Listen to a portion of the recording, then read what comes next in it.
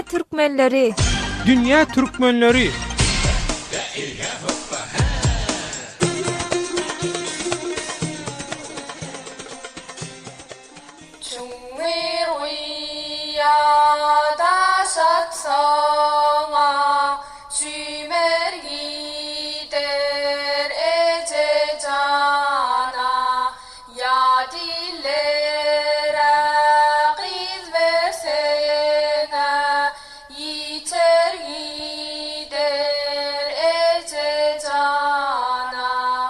Salam, mehriban doganlar.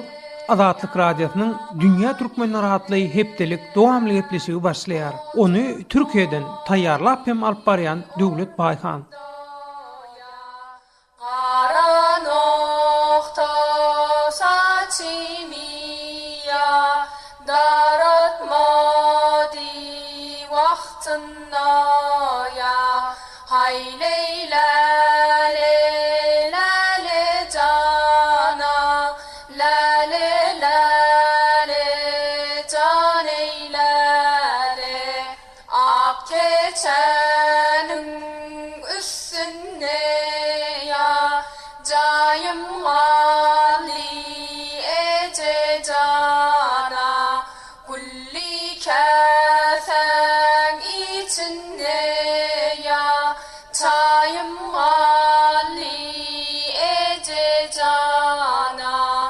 Hormatly radio dinleyijiler, Azatlyk Radiosynyň Dünya Türkmenleri gepleşiginiň bugünkü temasy Dünya Türkmenleri we Nowruz. Ata-babalarymyzyň parahadyna eýerip, maşgala gojaklaryňyzy Azatlyk Radiosynyň azat tolkunlaryny Nowruz bilen bilelikde Dünya Türkmenleriniň bagşy ozonlaryny getirdik. Bagşy ozonlar bilen Nowruz bayramçylygy barada söz açyp, bu dawaranyň dürli ýurtlarda geçiriliş aýratynlyklaryny el aldyk.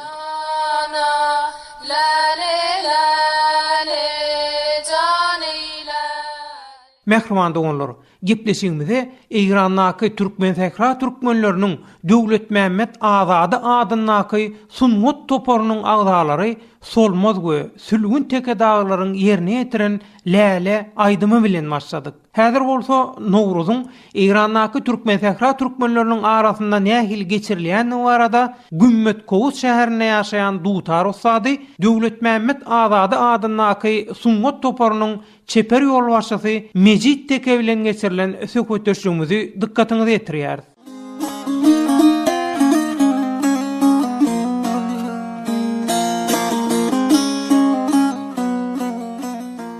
Hormatly radio dinleyijiler, Azatlyk Radiosynyň Dünya Türkmenleri gepleşigini dinleýärsiňiz. Gepleşigimiziň bugünkü temasy Dünya Türkmenleri we Nowruz. Türkmen Sähradaky Döwlet Mämmed Azady Sunmut toporunyň çeper ýol başçysy Ustad Mejit aga Nowruz bayramlaryňyz düşümli, bereketli bolsun. Sağ olun, aýdanyňyz bolsun. Dünya ýerinde ýaşap beren Türkmen doganlary bolsun, düşümli bolsun. Mejit aga, Türkmen Sährada Nowruz bayramçylygy türkmenleriň arasynda nähil gutlanýar? Şu barada bir Dünya Türkmenlerine maglumat berýärsiňiz, şu taýynyň atmosferasyny. Bu Nowruz diýilende biziň Türkmen hasamy boýunça beýleki doganlaryň kalendaryna görä 10 gün öňünçe Nowruz başlaýar. Nowruz diýilende näme? Bütün dünya dillerini düşük bolşaýaly, täze diýmek de, onuň bir täze gün, täze ýyl manysyna gelýär. Bu näme? Bütün dünýäň, bütün ýer ýüzüniň jandarlarynyň täzelenişi diýip hasaplanýar. Täze bir onu bir öňe bahar bayramy gelýär. Şoň üçin Türkmen Sährada da aýnyn Türkmen doganlaryny näçe wagt öňünden täze ýyla Nowruz bayramyna, bahar bayramyna öňkü ýyl koýnalşyp aýnyn galan işlerini bitirip, tutup öýlerini täzelep, öýlerini araslap şu täze Nowruz bayramyny şeýle täzelip bir arasga çok bilen ýerler. Şu Nowruz bayramçylygy bilen baglanşykly ýörüýte edilýän bir edimlymlar, däpler ýa biçirilýän naharlar, tagamlar, zatlar barmy Mejit aga? Türkmen Sährada. Öňe bilen şu Nowruzy şu täze ýyl hasap edetdiren näme bir ýeriniň täze ýylyny diýerler, adamlar däýerde. O zaman ýyl saçýar näçe diň şu berýär. Şoň üçin ýerine görnüyor, şu diýerler, bir ýerine täze ýylyny kutlaýarlar. Ondan soň şoňa berişi diýerler, ferýata çykyp daýynam şu täze howadan jamalyp berýärne görnüyor, şu diýerler ýene de. Ondan täze ýonlaryny ýer, son täze eňeşlerini ýerler. Ondan sana diýsem, ana Türkmene has täze bir şey düşürler bardyr. Kişmedir soňa men geçläpler, bir şey bir ýerine garşalýar. Mejit aga, ine Türkmenistandan ýa Owganistanyň Türkmenlerden tapawutlukda Nowruzu türkmen sähradaky türkmenler arasynda ýaýda da şeýle zat edilýär, ýa şeýle bir däp bazat diýilen ýaly bir aýratynlyk barmy? Bu aýratynlyk ýok, belki türkmen dogallarynda gaty ýakyn gaty menne şeýle bir o diýe bir böyle bir aýratynlyk ýok. Mejida onu söhbetleşýümizin ahyrına dünýä türkmenleri üçin Nowruz saçagynyň başyndan ýürek arzularyňyzy alalagam. Ben Nowruz bayramynda, bahar bayramı bolan üçin näçe ýürekleriň täzelenmelerini, duýgularyň täzelenmelerini, bir-birine ýetmenlerini, bir-birine sugan adamlary seýmeli, ýüreklerini şon öňküden has işlerler täýin perewata bütün ýaşaýşa öňküden garap täýin şu adamlary umuman köpçüligi bir ýetligi, dogallyga tarap beremeklerini haýşedýär. Köp sag bolun Mejitdeki aga Türkmen Sahradan dünýä türkmenlerine beren maglumatlaryňyz üçin.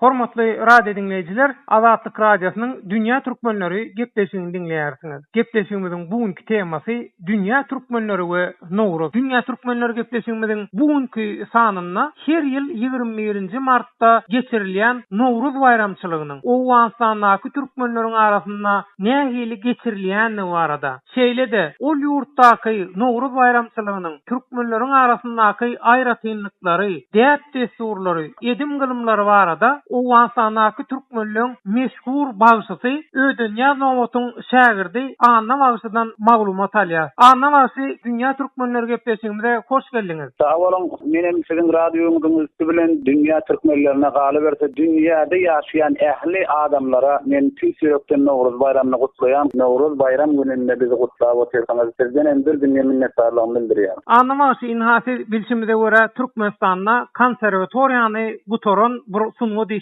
Siz Türkmenistanyň bilýäňiz, şeýle Owganstanda ýaşap ýörsiňiz. Şu Nowruz bayramçylygynyň Owganstandaky türkmenleriň arasyndaky bir aýratynlyklaryny gürrüň beräsiňiz dünýä türkmenlerine. Dünýä türkmenleriniň hemmetiniň gelip çykýan çeşmeti bir bolanlygy üçin dünýä türkmenleriniň edim gylymlary bir bolup galýar. Sebäbi Türkmenistanda da semenek pişirilýär, Owganstanda da semenek pişirilýär. Öýden öýe goňşy qara diýen ýaly goňşydan goňşa paýlap, oňa doga etýärler, ýaşy dilek dogalar etýärler. Bu zatlar kadimden gelýän bir zat. Serhat diýen zat milletden, ýani halk arasyndan soňky çykan bir zat diýip men düşünýär. Ýöne bir ýetişiklikler soňky döwrüň ýetgenmekligi bilen gelýär. Owganstan türkmenlerinde Nowruz bayram gelen wagtynda patal, ýani geleşikli oglanlar bolsa, gyýda, ýani geleşen gyýdynyň öýüne garşy bir topar geyim etmi, iýmişmi, şoňa meňdesatlar her ýyl Nowruz bayramynda iý berilýär. Aňyrdan hem gyýyp tarapdan hem tol türkmen aýal gyýlarynyň hem ýel konugaty şo ýokary derejede bolanlygy üçin şo ýel konugotyndan ýa-da tahýa diýdi, ýa şoňa meňdesatlar ýa geyim gejim diýdi, şol geleşen oglana garşy uzadylýar. Bu ýetişiklik diýip men pikir etýär. Owgan türkmenleriniň arasynda suwun içine 7 sanap meýwan zygyp, näçe onuň içinde saklap, şonu suwun içýärler, 7 meýwe diýip atlandyrýarlar, ýöne 17 meýweden hem 40 000 içine zyňýarlar. Şurat Owganstan türkmenleriniň arasynda bar eken men häzir ýadyma düşdi.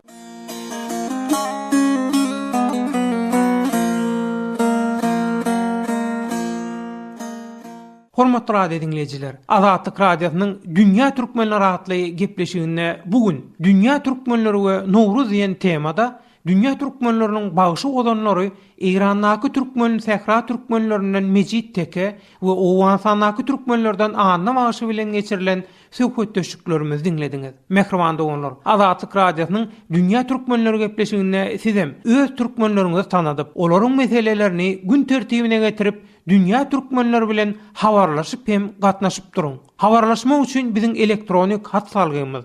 Hat e-mail belligi azatradio.org. Hat e-mail belligi azatradio.org. Azatlyk radiosynyň Dünýä türkmenleri gepleşigini Türkiýeden taýýarlap hem alyp baran Döwlet Baýhan. Azatlyk radiosynyň azat tolkunlaryna ýene-de duşuşýançak hoş sag bolun. Nowruz bayramyňyz gutly, düşümlü we bereketli bolsun.